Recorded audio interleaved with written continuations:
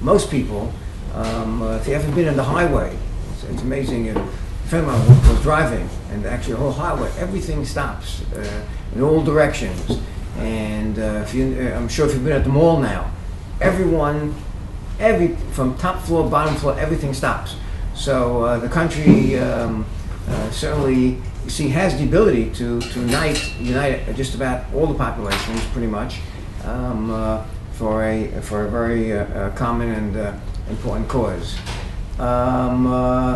So now, today is the day that the government set aside to commemorate the 6 million Kedoshim that lost their lives during the terrible years of World War II. And that itself came the choice of the day actually came very controversial amongst the vis-a-vis how it fits in with halacha, with religion. Remember, today Israel is a country, as everyone sees, made up of different populations. Before the state of Israel was founded, the religious people had their things and the non-religious had their things. There was no reason to get together, and they very rarely got together, and there was no major policies that both sides or parties had to work together. With the foundation of the state of Israel, things changed, and Yom Ha'atzmaut is one of those things. Yom Hashoah is one of those topics which the Knesset had to make a decision on when, what, and where, and how we will honor these days or pay tribute to these days. And originally, the Rabbanut Harashit decided that Yom Hashoah should be Asar B'Tevis. They said that day should be set aside to commemorate the Shoah as well too.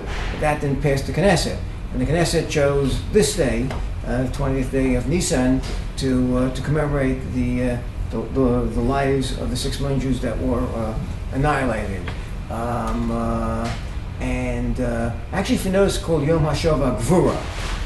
The reason why they chose this day, because this was the day of the Warsaw Uprising, and now we have our guest speaker will give us a little more insight into the day, and then maybe we'll have a little chance to talk a little bit in a question and answer session as we go on.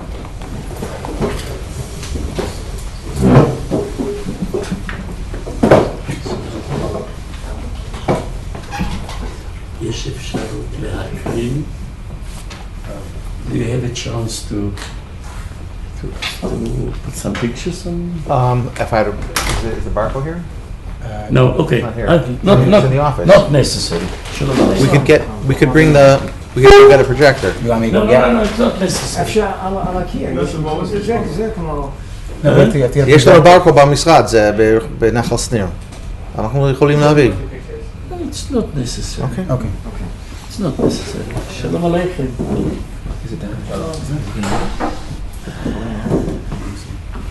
אני מבקש רק דבר אחד, קצת מים.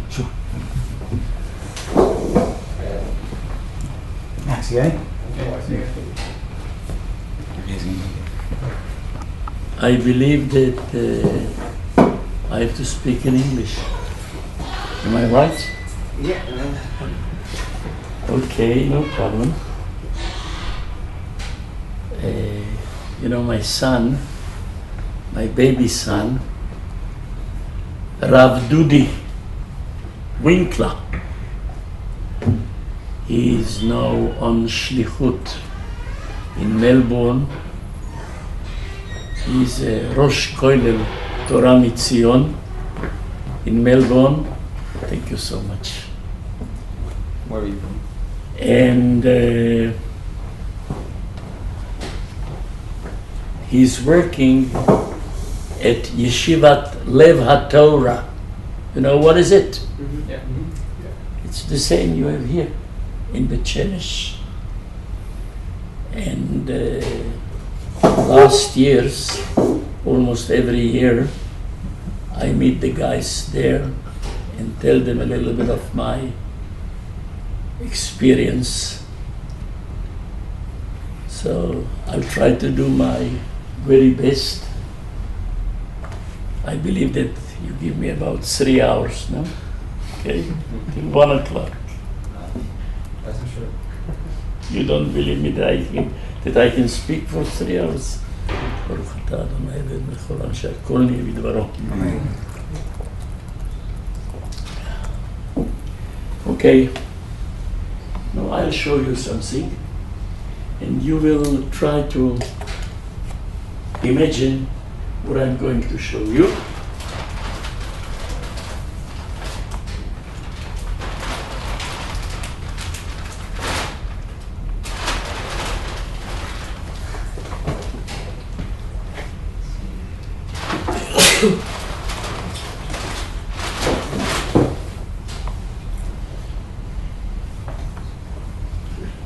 It's something I prepared for my grandchildren and great-grandchildren.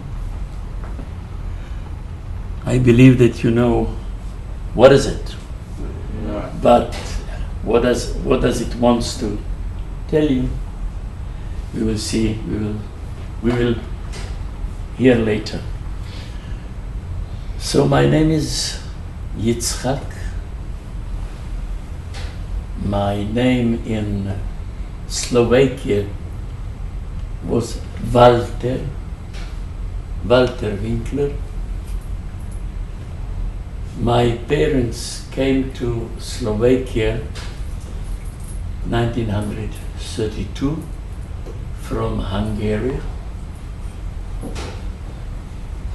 My late father was very lucky because when he married 2 women. One was my mother and the other one was my grandmother. So from my early childhood,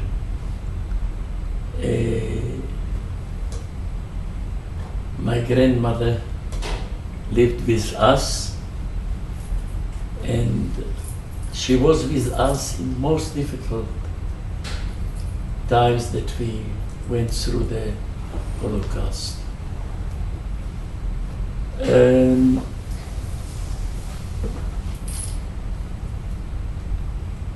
My parents came to Slovakia in 1932 from Hungary,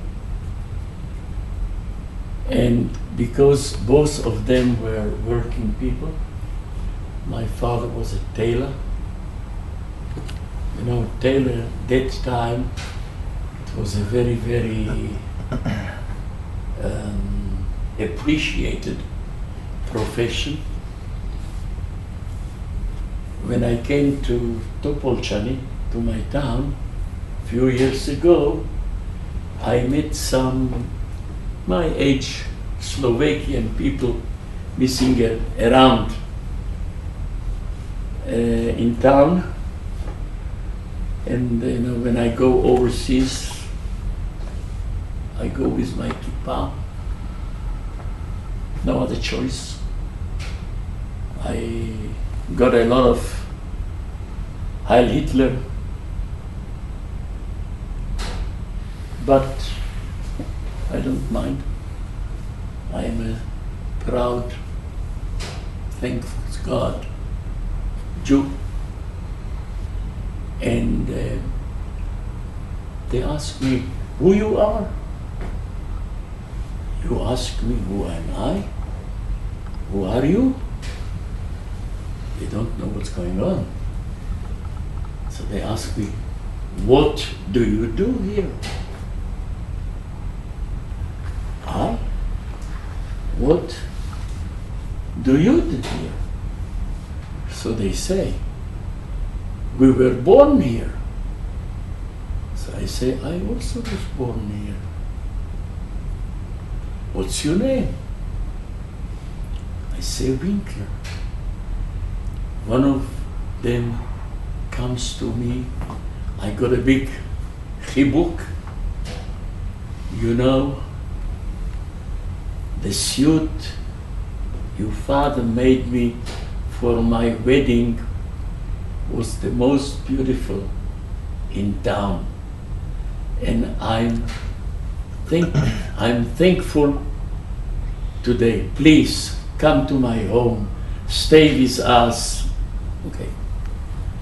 My mother was a toferet, a dress.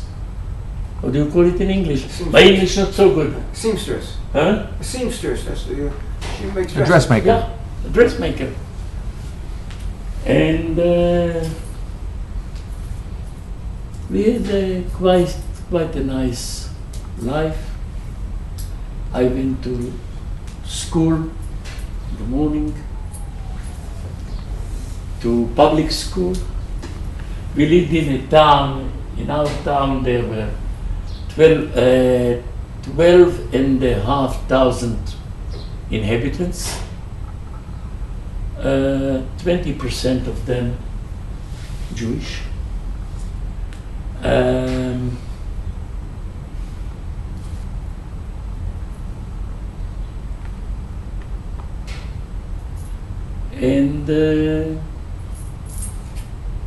we had two shuls.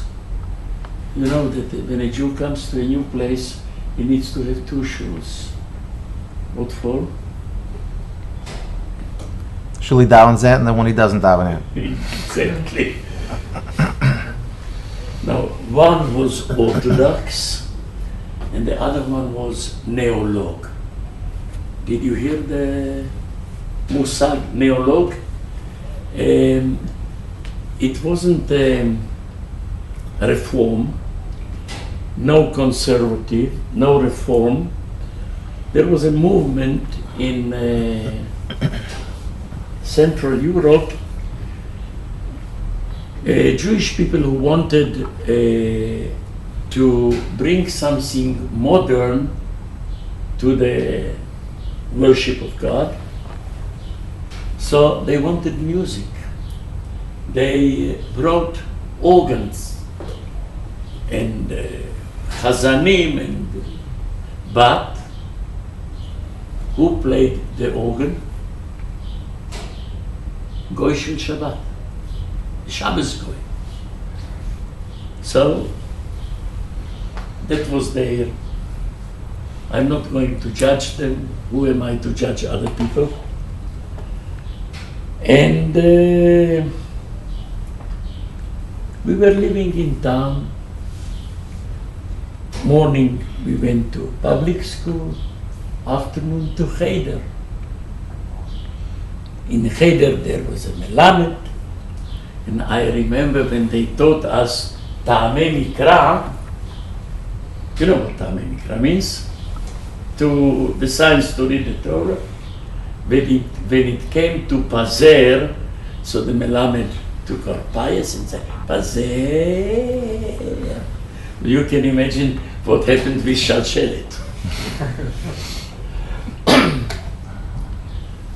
Life was quite normal. Czechoslovakia was a confederation of two countries, Czechia and Slovakia. The people of Czechia were educated people. They had many famous writers, Hasek, who else? Kafka. They have many composers, musical, Dvořák, Smetana. You know that some people think that the tune of HaTikva, it comes from Moldova, or from Smetana. There is a, I don't know how to do, you call it musical piece, but one of the parts is, it goes like that. Da la li la la la la la la la la la. The beginning is exactly the beginning of HaTikva. The Slovak people, there were farmers, non-educated,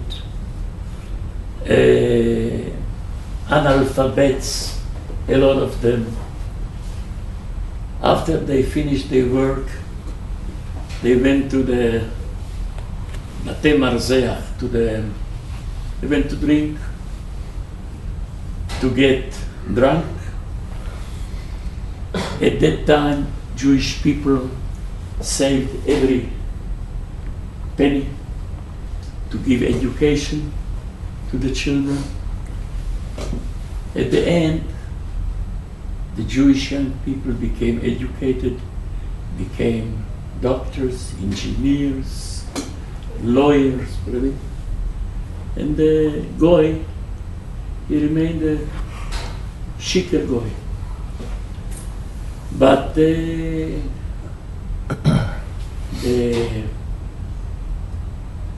economic situation of the Jewish people in comparison to the non-Jews, they said the Jewish people are ganavim. They take everything from them. And there was big anti-Semitism. But things went quite normal. At 1938,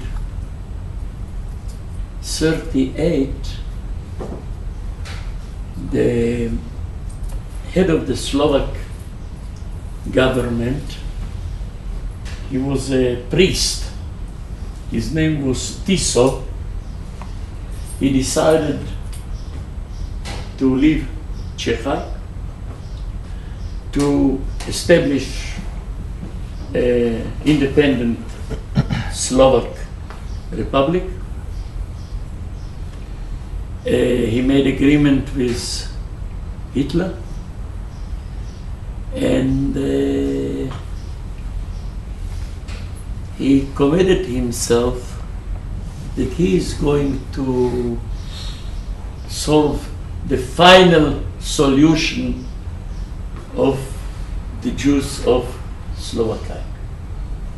You know what do I mean by final solution? Means just to kill all the Jewish people.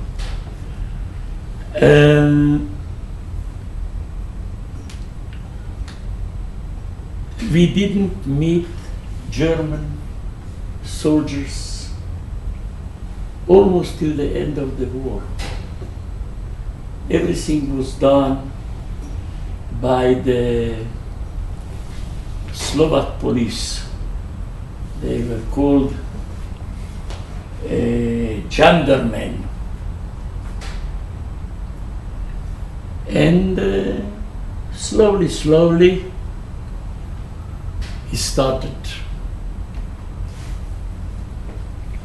with restrictions. The first one was we had to wear a Magen David Zauf, Kleidzauf. You know what do I mean?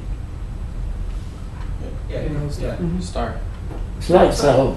A yellow star. Yellow Star. Yeah, yellow star, exactly.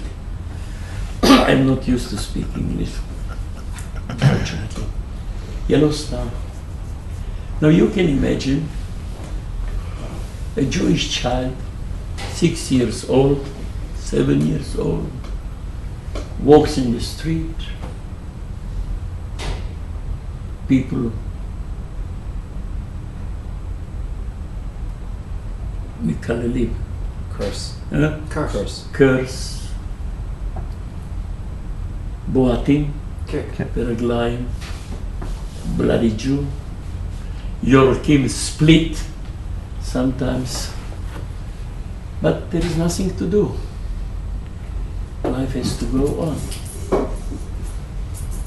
Later, there were other restrictions. For instance, they said that the land is holy. So the Jews are not allowed to touch the holy. הם מחללים Profane. את האדמה. So Jewish people, many of them were farmers.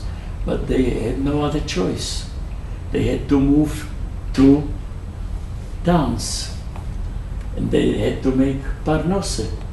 So they start to be merchants. They start to get rich. They were very concerned to keep their family, to educate the children. But the Goyim became more and more jealous, and the anti-Semitism was stronger and stronger. The next restriction was, you know what numerus clausus means? Did you hear about it? Numerus clausus, it's a Latin expression. The percentage of Jewish students in universities was much more higher than the percentage in the population. Let's say if Jewish people were 2% from the population, in the universities they were 30%.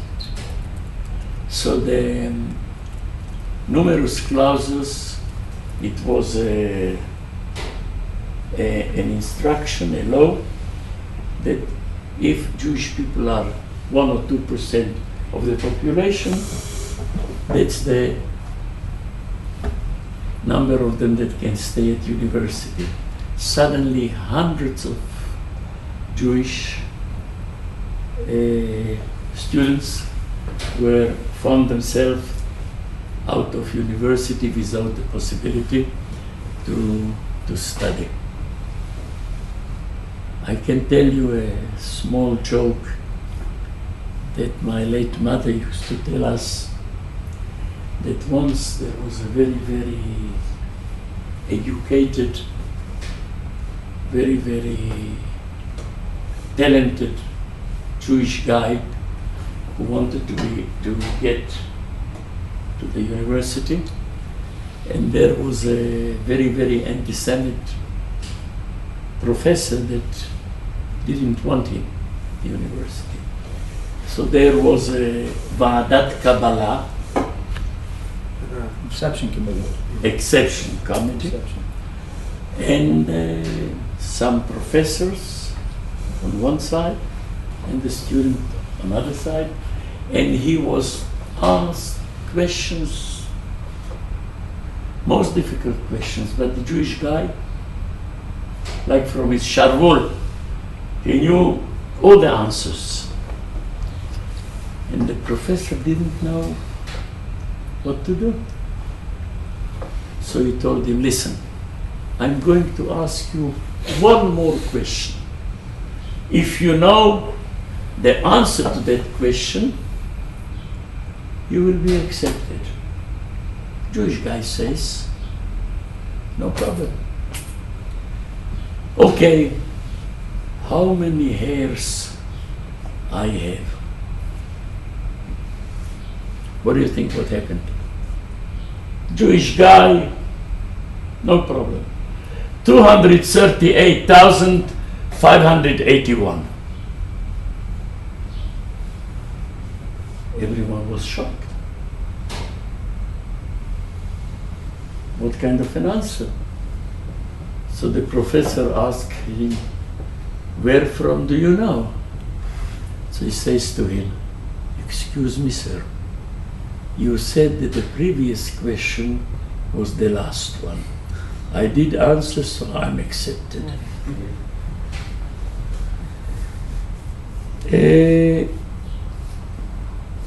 The parents, the fathers, were taken from time to time for special work for the government. They used to come, they take 20, 30, 100 Jewish people, the fathers, and they disappeared for 1 week, 2 weeks. They took them to different kind of work to do for the government. But you had no other choice. Life went on till Eve of Pesach, 1942. Eve of Pesach is one of my most joyful day in the Jewish calendar. I am Bechor, and my father takes me to shul early in the morning, outside still darkness, snow, cold, ההבל של הפה, it's freezing, dogs, and you hold your father and you come to shul, everything nice, warm, for the children, sweets. It's one of the most beautiful events I remember from my childhood. But that year, it's 3 o'clock in the morning, we hear a noise, הכת של הרובה, the gun, of the gun, the base of the gun. The base of the gun knocks on a wooden door. Winkler, in 15 minutes, you are ready with a small luggage. We come to take you. And that what was. Not only my father, they came. Suddenly, many, many fathers disappeared. We don't know what's going on. We don't know where are they, what do they do, are they still alive? Pesach is Nisan. Nisan, Iyar, Sivan, Tammuz, no sign, nothing, don't know nothing. Now you can imagine what happens at home. My mother is crying the whole day, my grandmother. A feeling of Yeush. Giving up hope. But life has to go on, no other choice. On the eve of Rosh Hashanah, after 6 months, again, around 3 o'clock at night, noise knocking on the door. Mrs. Winkler, Mrs. Weisberger was the name of my grandmother, and myself, in 15 minutes, ready with a small luggage, we come to take you. Still the Slovak policemen. They come. I just want to tell you that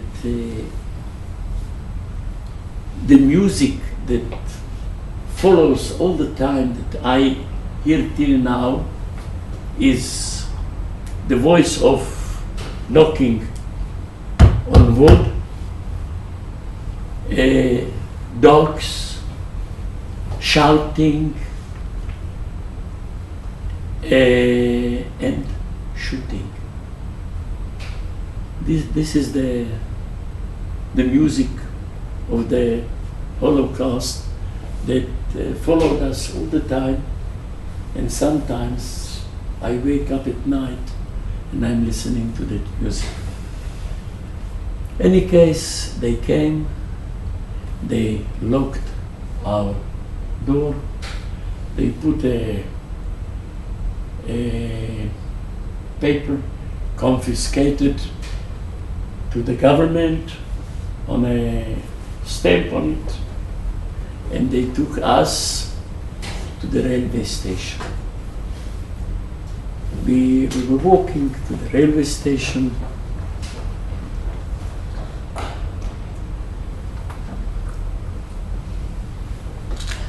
Excuse me, I'm a little bit tired. I had a session last night till 11 o'clock in Bet Horon.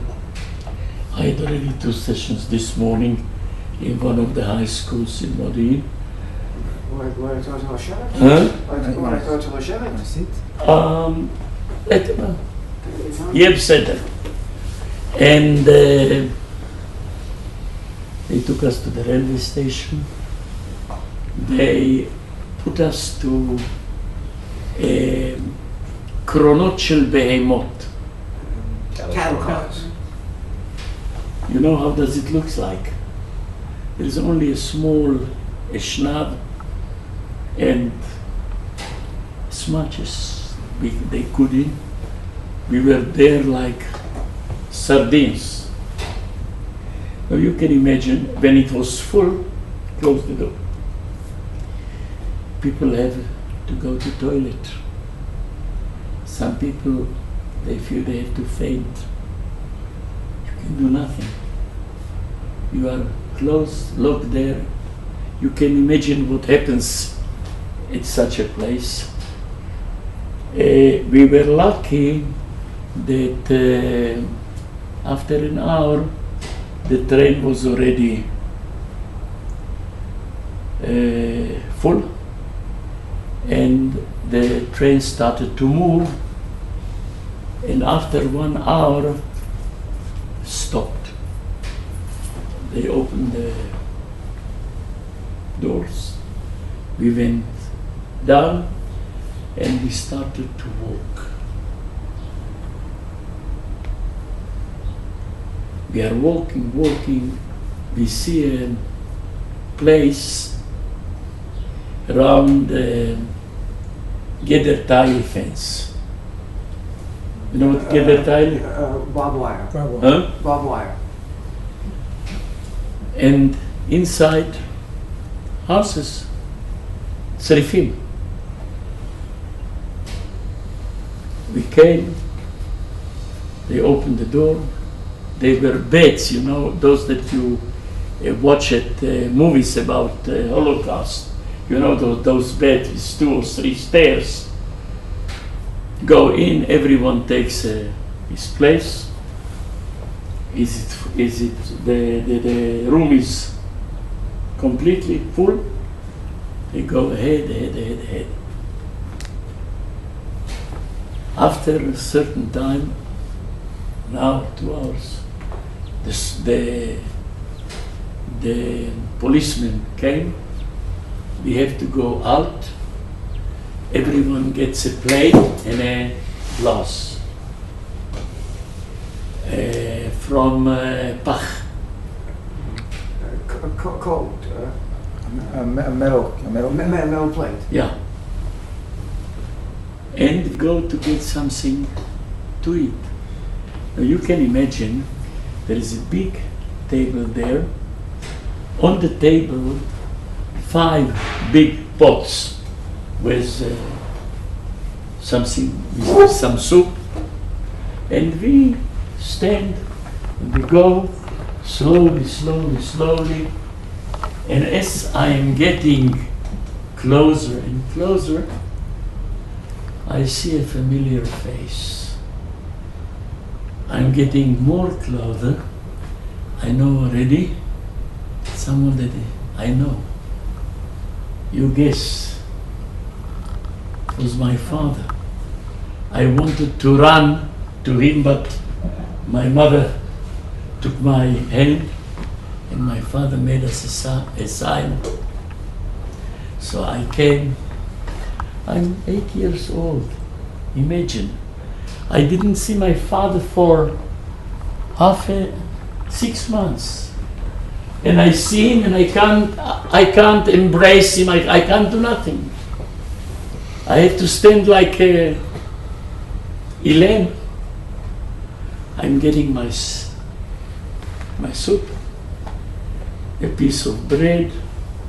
Actually, I got 2 pieces. but it was lechem me'upash. Moldy. And we went back to the tzrif, to the room. At night, my father came, and I don't know what he spoke to my mother, but I could embrace him, I could kiss him. I was so happy. It was one of the most happiest moments I can remember in my life, in my short life. I'm already 80 now. And every day came new people. One more tzrif, one more room. On the eve of Yom Kippur, at night, Leil Kol Nidre, all the inhabitants of the camp, there was a mifkad, a misdar, Assembly? huh? Assembly? Gathering? Gathering. It was a selection gathering.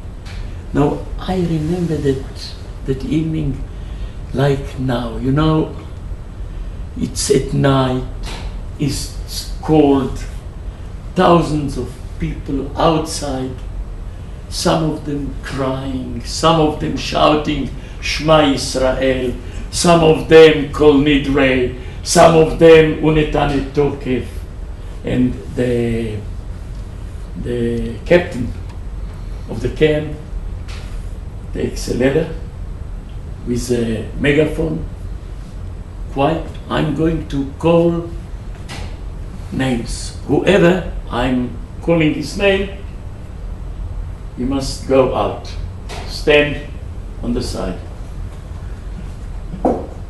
And name by name. David Winkler, Charlotte Winkler, Walter Winkler. Walter was my childhood name, my Goyish name. I'm Yitzchak. And Barbara Weisberger. She was my grandmother. About 300-400 people we had to stand behind. And after he finished, the entire big mass of Jewish people started to walk to the railway station, and from the railway station to the gas chambers, to Auschwitz, Maidan.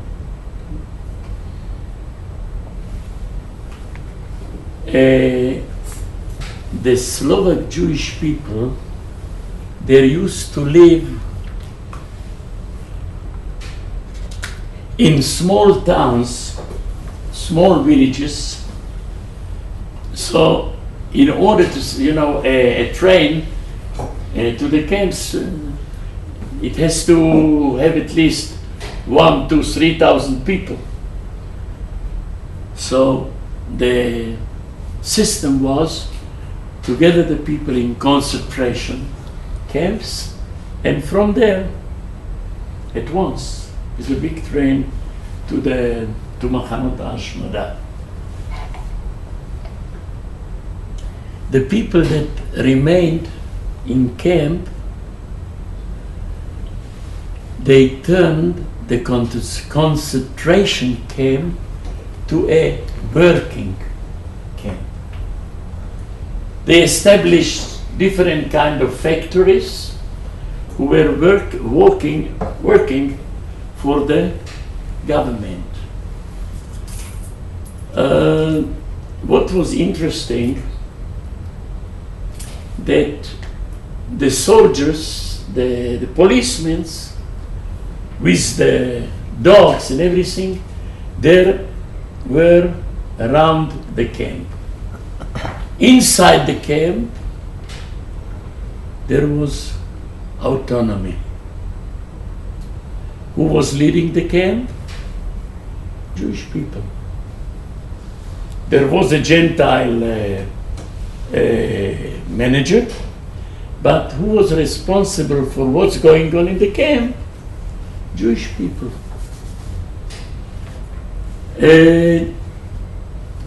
We lived in small rooms. Each room was divided by sdinim, by blankets, in 4 pieces. Each family got 1/4 of a room. They were beds, 2 store. Those beds that you see in Bunk beds. Bunk beds. in movies, you Double decker. double Decker. double decker. Okay, thank you. And toilet. There were some holes outside. Water. A socket. You know, running water. Socket. Trough. Hmm? A trough. Okay, yeah, that's too much for me. So, you wanted to wash yourself? Okay. You want to wash a little bit more? You take a Bucket. Bucket. Bucket. a bucket. You go to your room. You have your own quarter of the room, and that's it. What happens in winter when the water is frozen? I don't remember. But life was not bad relatively to what went on. But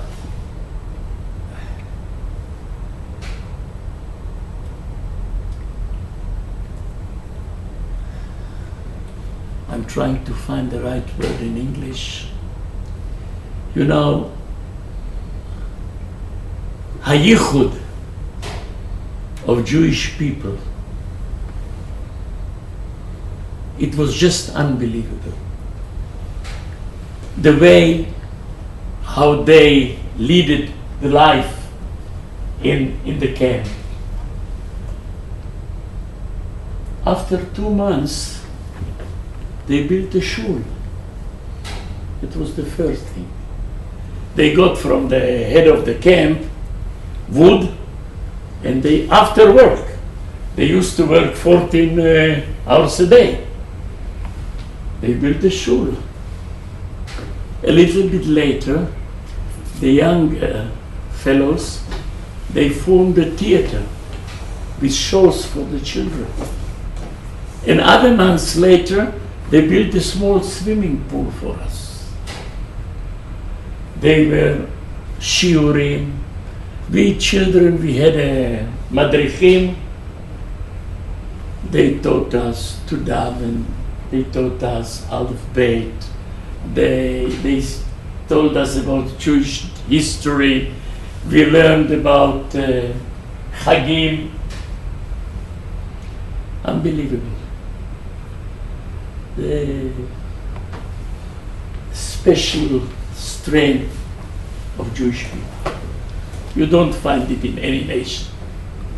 The beyachad, the worry for the future, the worry for the children, for education, to continue the Jewish life in the most difficult situation.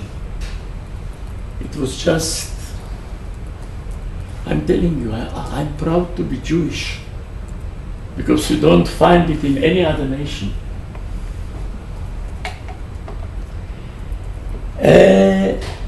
We were living there. It wasn't bad relatively to what happened around.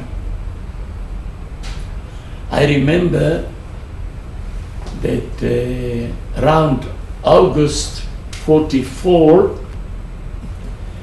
you know, the war ended in May 45.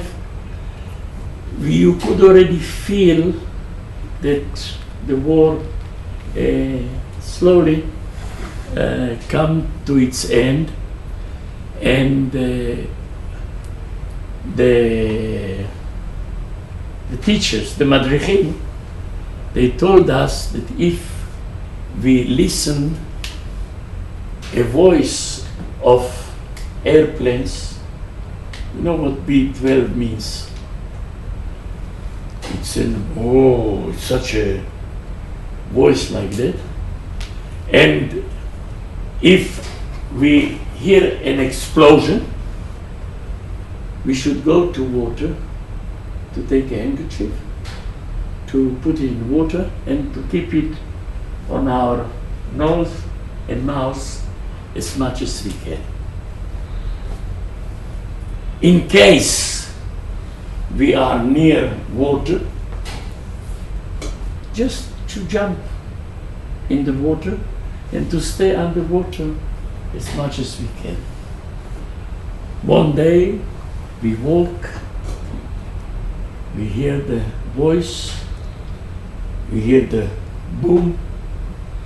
I'm near the river, I'm not thinking twice, jump to the water. I didn't know to swim.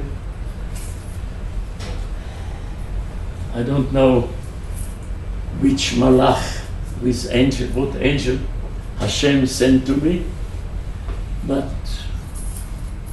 I was saved, and just one thing remained from that time. I don't know to swim. I tried as much as I could to learn swimming. I couldn't. But there's a nice solution. You know, I like to swim, so I bought a belt, and I put it on, and I'm swimming as everyone else, and that was the first miracle that I went through the war. August 44, we wake up one morning, the gates of the camp open. No policemen, no dogs, nothing. There was a rebellion of partisans against the Slovak government, Slovakian partisans. It's interesting that 40% were Jewish young people among the Slovakian partisans, and we started to walk from the camp towards the mountains, because we knew that the only place we can survive will be when we will be hidden in the mountains, because it was quite clear that the Germans will come to help the Slovaks to fight against the partisan rebellion. 300 kilometers, walking, children, old people, babies, lasted 2 weeks, 3 weeks, and we go slowly toward the hills. At night, when you find place you sleep, people have steal a little bit of money, or rings, or watches. They buy food, and you know why to the mountains? Because the Germans, they were only moving on main roads in protected cars. They were afraid to go to the hills because the partisans should attack them. They didn't do it. I remember one night we came to a place after 2 or 3 weeks. We came to a school. We asked to sleep over. They said no more room. It was 10 o'clock, 11 o'clock at night. We continued to walk. You know, who is speaking to you is now a 10 years old child. Go back. Imagine yourself at this age. After we go half an hour, suddenly airplanes, the school was bombed, most of the people were killed. Again, my angel did his duty and I managed to survive. And so we walk. At the end, we come to a village in the mountains called Hanesi. Now, I say in Hebrew, Hanes Sheli. But it's a Slovakian name, Hanesi. We got there, a loving farmer is ready to rent us urva של סוסים. A barn of horses, a stable. Stable.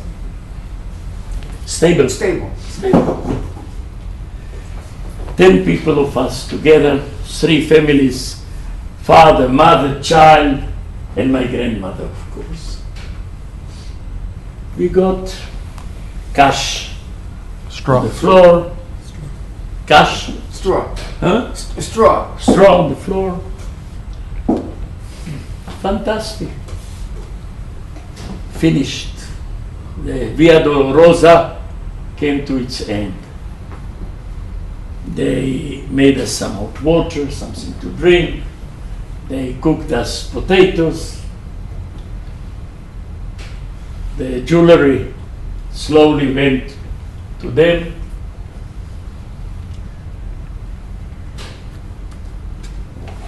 Next morning, early morning, we are still lying on the floor, 10 of us. Knock on the door. The door opens. First time in my life I see a German soldier. You know, they have a special hat with a number 44 on it. It's not 44, it's SS. He opens the door, he looks at us, he says, Zigeuner, gypsies. And he goes. We were lucky. But next morning comes another German group, an officer. He says, all the men out, undressed, to see if they are Jewish, and they don't come back. Again, the orchestra of shouting, dogs, shooting, and the fathers disappeared. You can imagine how do we feel there? We know that the soldiers took the fathers to a special place where they brought all the Jewish people in order to send them to the camps. But suddenly, when they were at that place, came a telegram from somewhere, and there was a big mess at that place, and one of the fathers, Mr. Kulka, took the 2 other fathers, and they managed to escape. They came back to the village, but at that moment they took all the adults to a hut of woodcutters near the village. about 2-3 kilometers from the village. And we, the children, remained there. Next morning, we hear the motorbikes of the Germans coming to the village. We wake up, we see smoke around the village from different places. Ashan, the smoke, נכון? Okay. And the German, they command all the people of the town, of the village, must come out, one shura, and the German says, like this, stands, who is the Rosh Kfar, who is the head of the village? Comes out, I am. Listen, we came only, we want the Jewish people. If you give us the Jewish people in the town, in the village, nothing is going to happen. But if not, look around. You see all those Timrot Ashan, all those Pillars of smoke. Pillow smoke. wherever we found Jewish people, the house was burned. At that moment, I started to run. I'm 10 years old. You remember yourself 10 years old? I did run to the end of the village. There was 2 meters snow. I started to dig a hole to להסתיר את עצמי, to hide myself. Suddenly, the snow covered me. אני התעלפתי, I lost my Consciousness. Consciousness. consciousness. And I don't know what happened, but after a certain time, I found myself in a nice, warm room. I'm lying on a table, nice, warm around, surrounded with people. Slowly I am coming back to my Consciousness. Consciousness. Huh? Consciousness. Exactly. 100%, תודה. And I'm trying to move, but I can't move. My legs became like this, and I'm listening to the people. They need urgent a doctor. They have to cut my leg, otherwise הנמק יתפשט לכל הגוף, and that will be my end. But there was no doctor.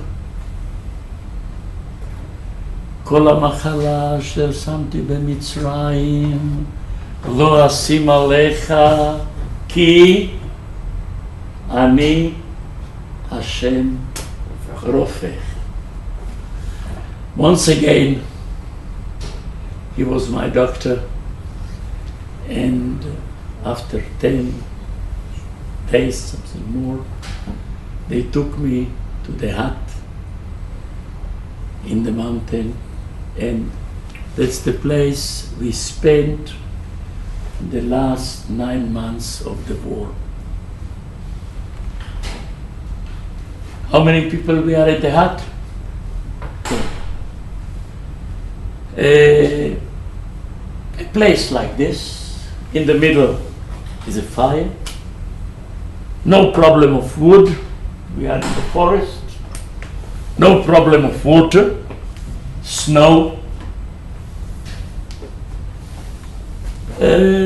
no fear, because the German, they wouldn't come there. in brackets. Once we came to, last years we came to visit there, so I meet a Gentile, and we start to talk each to the other. So he says that we, the children, when you escape to the mountain, to the hut of the woodcutters, we מחקנו את הסימנים שלכם בשלג. Brushed away the tracks. So that the German won't be able to find you. But the life in the hut was perfect. First of all, would you like snow? You know what to do if there is snow. The people of the village, they gave our parents masorim. Huh? Masor. And they cut wood. And because the hut was up the hill, so it was easy to get it to the village. And they paid for the wood with kemach, with sugar, potato. What we did all the time, it was very interesting. 10 people. Mr. Kulka, he taught us Hebrew, taught us to daven, he taught us Jewish history, 3 children. There was a lady, she spoke Yiddish. You know a little bit of Yiddish? Someone? Yeah. Rabbi? Bissel. You know, I remember so many Yiddish songs. One of them went like that. You want to hear? Sag mir, Schwester Leben, was ich will dich fragen, wo живешь ты in Palästina? Hoi, tell me my sister, what I'm going to ask you, what I'm going to do in Palestine.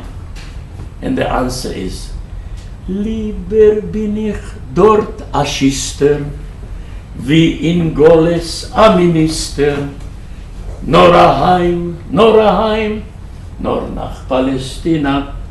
I prefer to be a shoemaker there than a minister, than a son minister in the Goles. Only home, only to Palestine.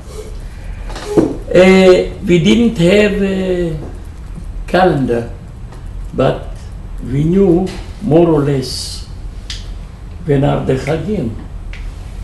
This one I did to my great children and my great grandchildren.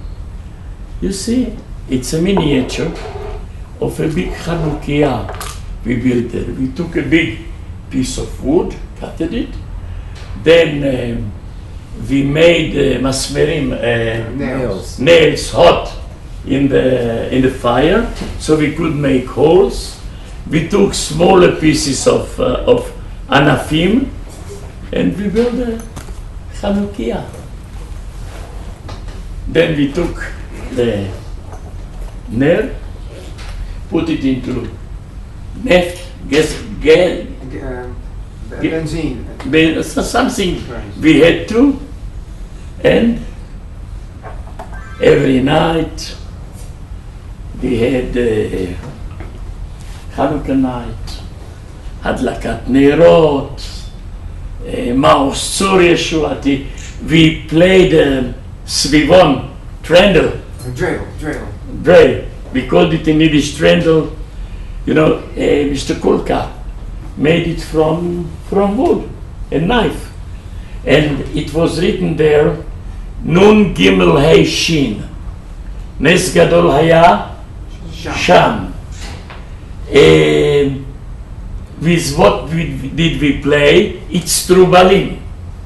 Now who knows what it's טרובל is? זה של עץ אורן, הפירות שלהם.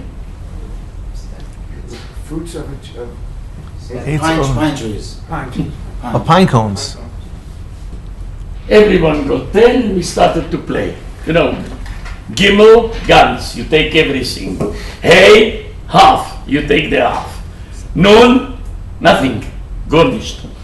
And pay means you have to pay to the. And so it was just, we had Pesach, kosher and Pesach. We did everything kosher.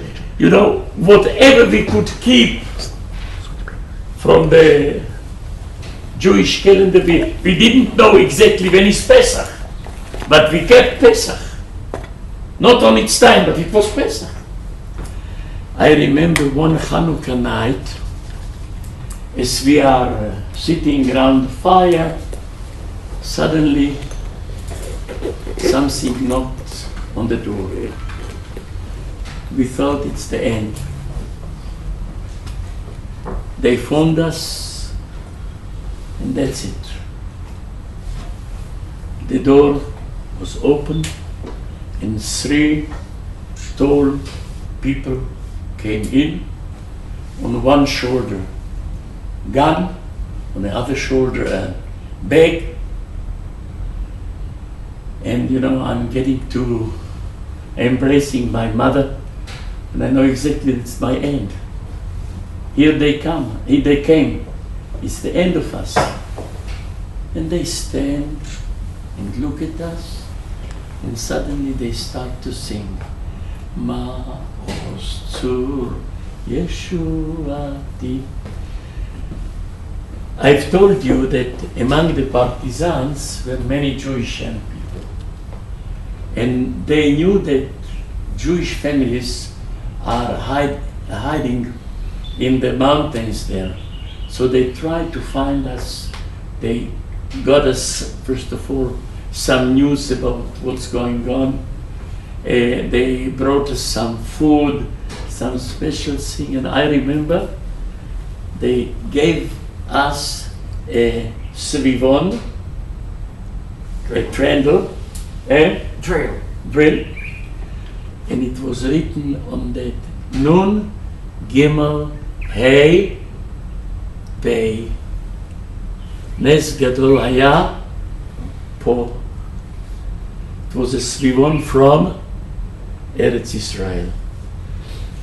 I think that was, till today, I think it was the most meaningful present I got ever in my life. And at that moment I decided no other place for me. When I'll grow up, when I'll be independent, the only place I want to live is in Eretz Israel.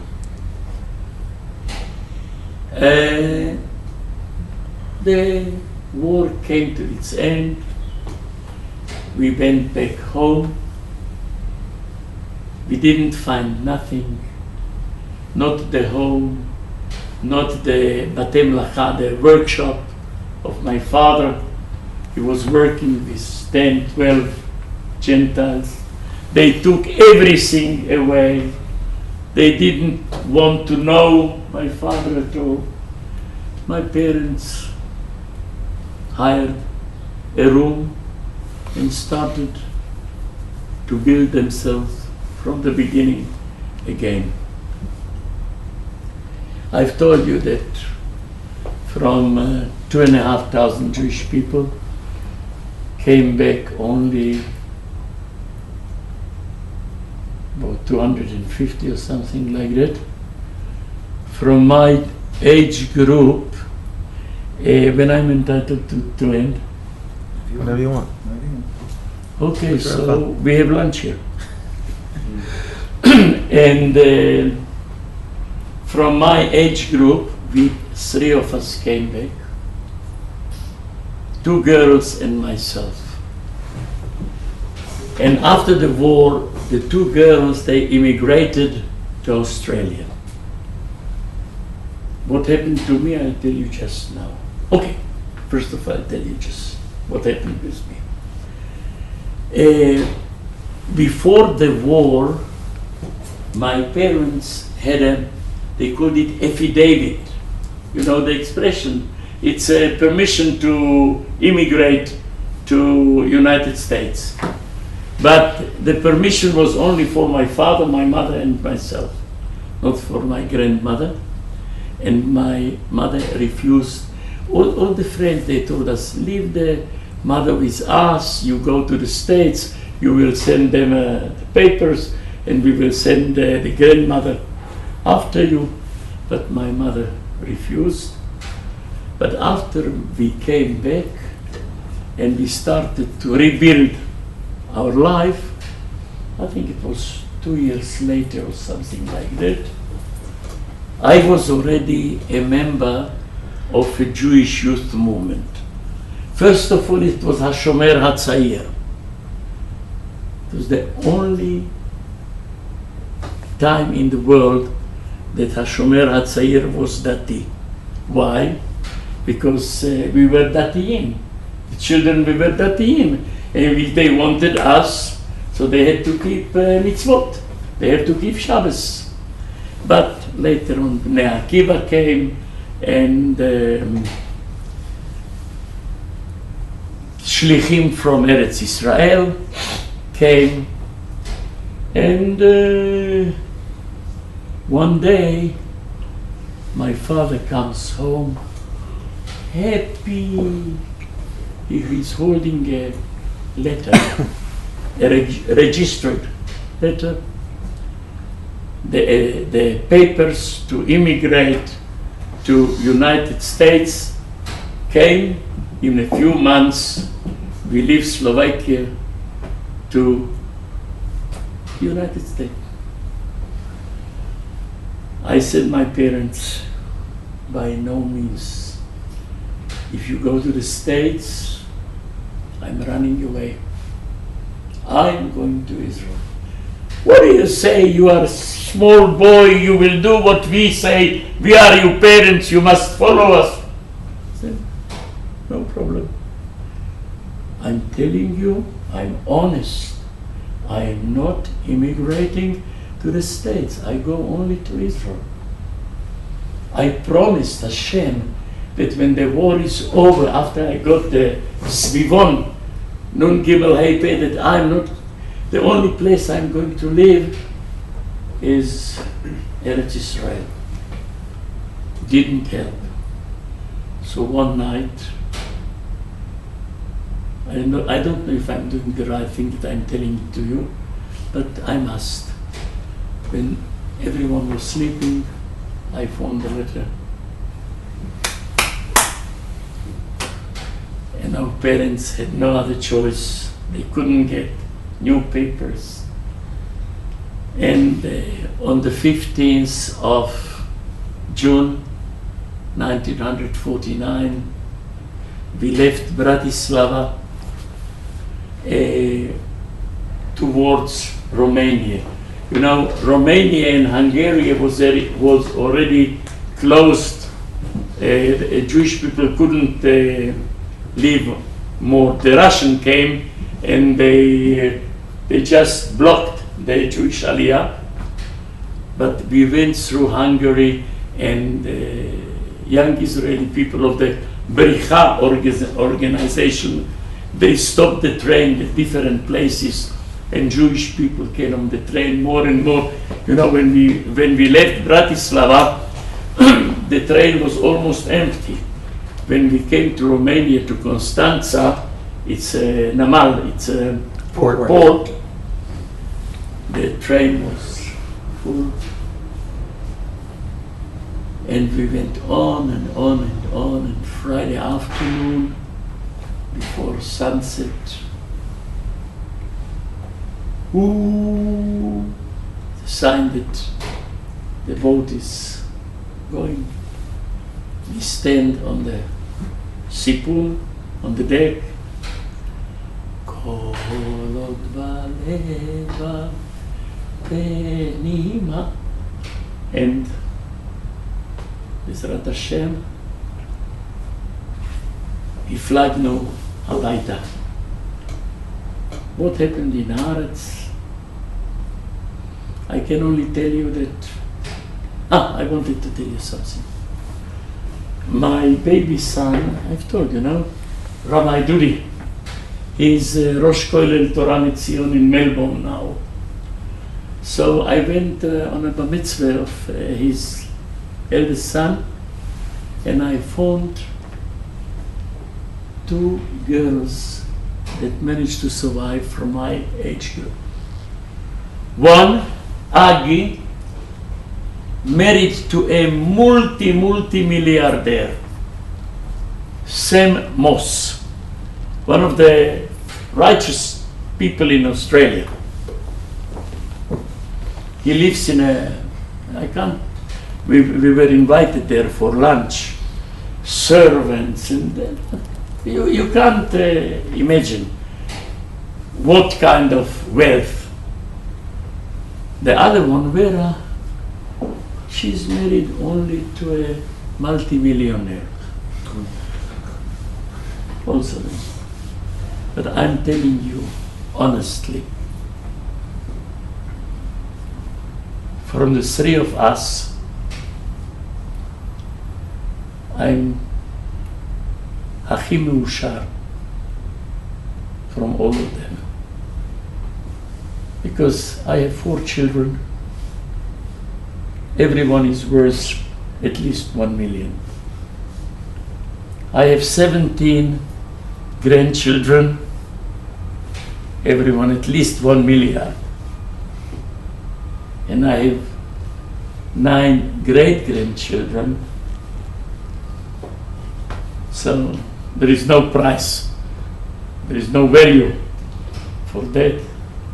Please God, on Yom HaAtzmaut is my first great-granddaughter celebrating her bat mitzvah.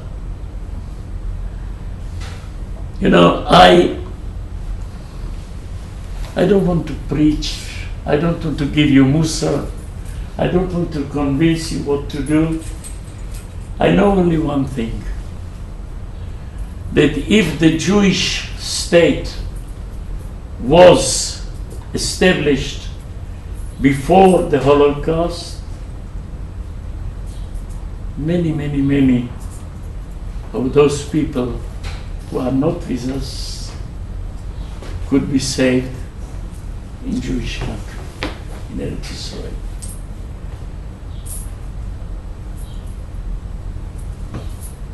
For myself,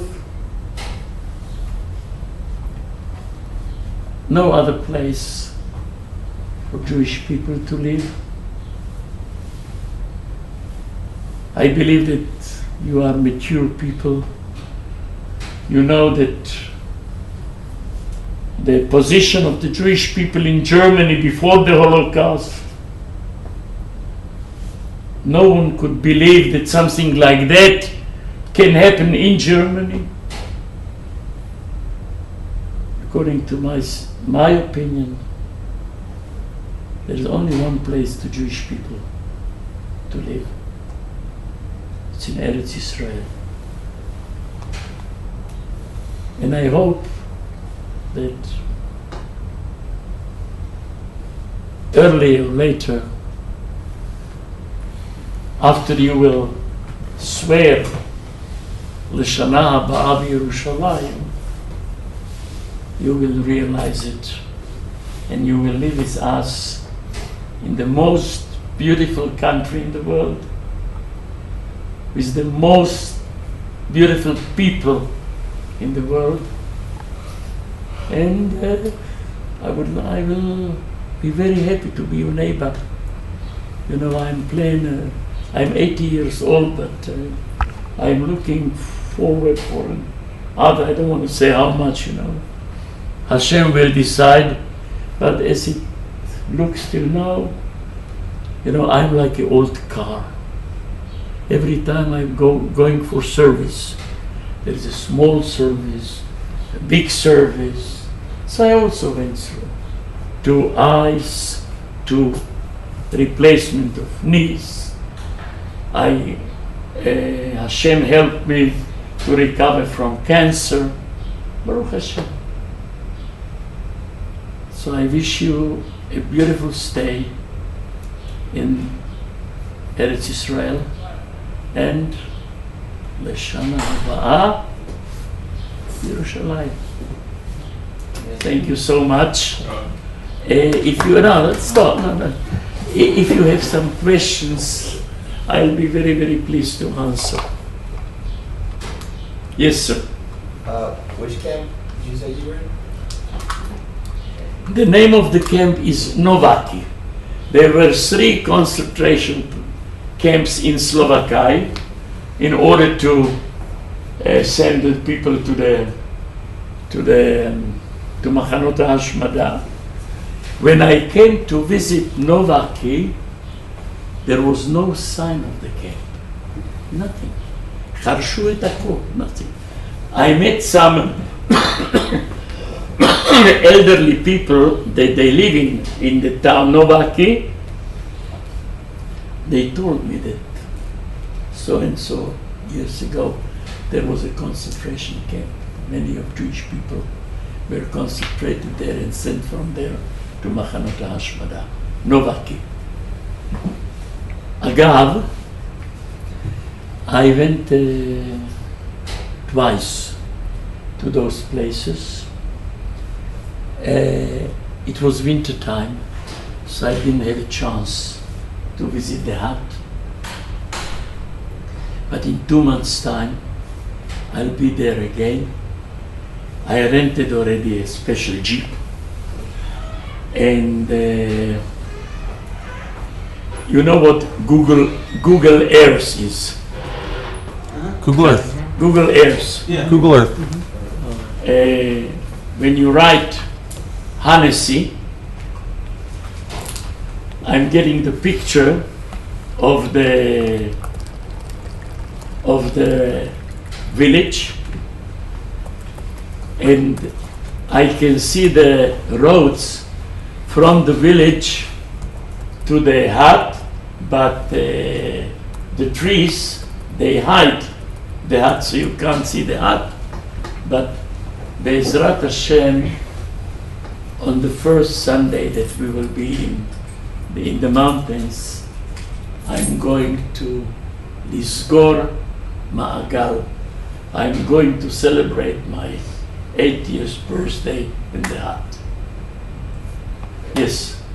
Also, when you only moved to Israel, or your family came with Israel?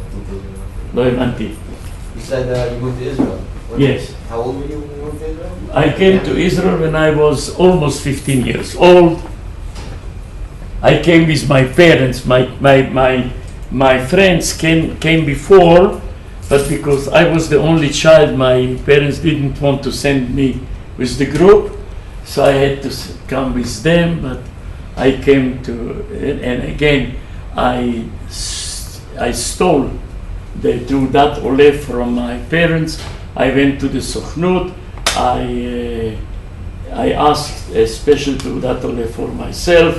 I went to the Beit Olim for Aliyat Noah and Kiryat Shmuel, and then I came home and I told my parents I was accepted to the best school in Israel, and they didn't know nothing about nothing. They were new immigrants, and I joined my friends, etc., etc., etc., etc. עוד משהו? אין שאלות? יופי. אז תודה רבה לכם. תודה רבה.